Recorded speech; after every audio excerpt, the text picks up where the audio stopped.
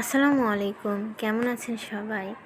আজ বাড়িতেই তৈরি করে নিলাম নরম তুলতুলে কেক। প্রথমে একটা বাটিতে নিয়ে নিচ্ছি একটি ডিম। এখানে আমি প্রথমে ডিমের সাদা অংশটি নিয়ে নিয়েছি। এটি কাঁটা চামচের সাহায্যে খুব ভালোভাবে নেড়ে নিব যেন কালারটা চেঞ্জ হয়ে যায়।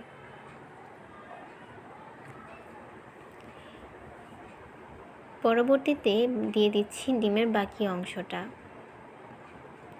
1 কাপ দিয়ে দিচ্ছি চিনি। ডিম এবং চিনি খুব ভালোভাবে মিক্সড করতে হবে যেন চিনির দলা দলা ভাব না থাকে। দিয়ে দিচ্ছি তেল।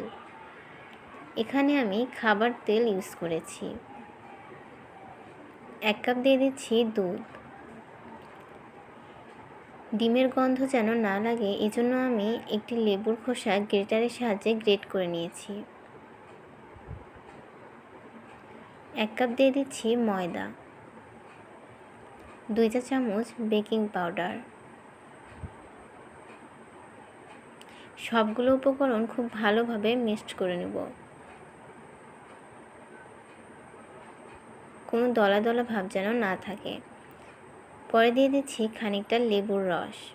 কেকটা তৈরি হওয়ার জন্য এখানে আমি একটা বাটিতে তেল ব্রাশ করে নিয়েছি এবং একটি কাগজ কেটে নিয়েছি যেন কেকটা তুলতে সুবিধা হয়।